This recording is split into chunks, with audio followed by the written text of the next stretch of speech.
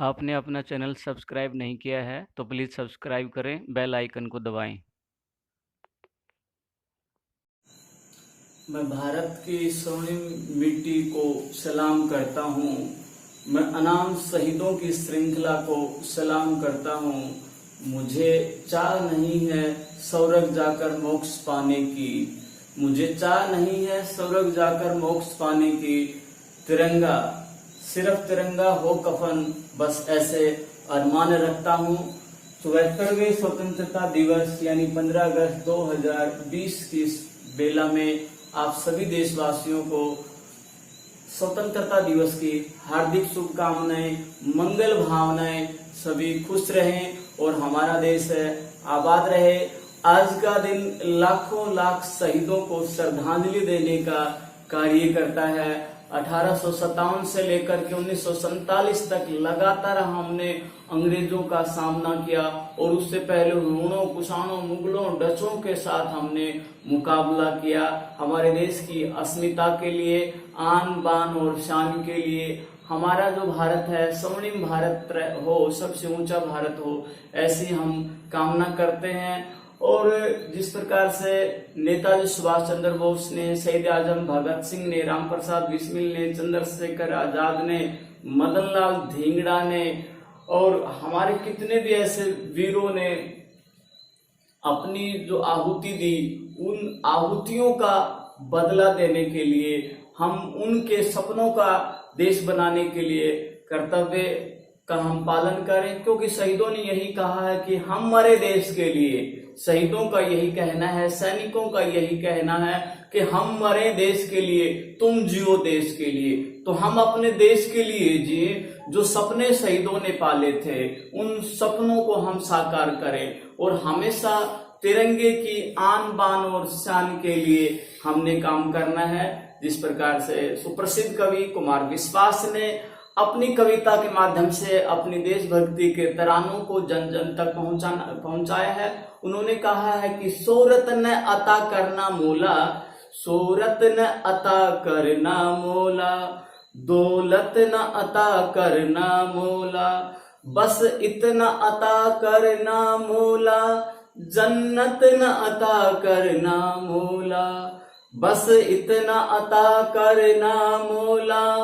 सम्माए वतन की लो पर, सम्माए वतन की लो पर, कुर्बान पतंगा हो, हाथों में तिरंगा हो, होठों पर गंगा हो, होठों पर गंगा हो, हाथों में तिरंगा हो, होठों पर गंगा हो, हाथों में तिरंगा हो।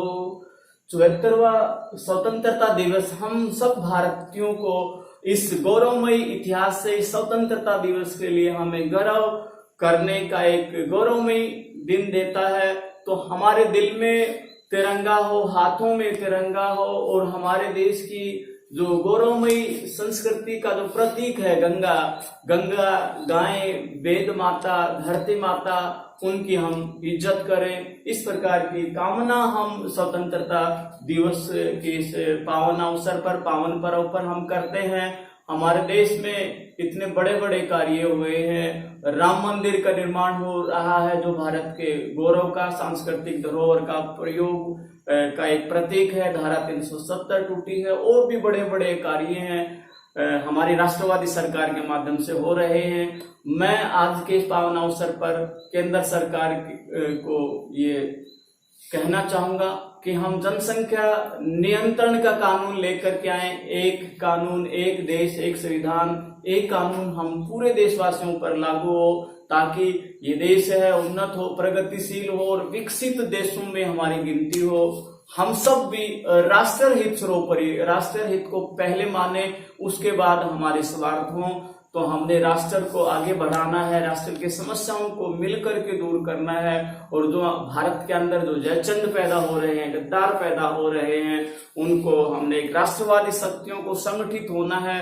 और ऐसे जो जयचंद हैं जो देश के अंदर गद्दारी कर रहे हैं, विरोध का एक प्रकार से षड्यंत्र चला रहे हैं उनको हमने संगठित होकर के उनका मुकाबला करना है। चाहे आतंकवाद है, नक्सलवाद है, जातिवाद है, कोई किसी जनसंख्या वृद्धि की बात है, इनको हमने नियंत्रण करना है और देश के लिए काम करना है।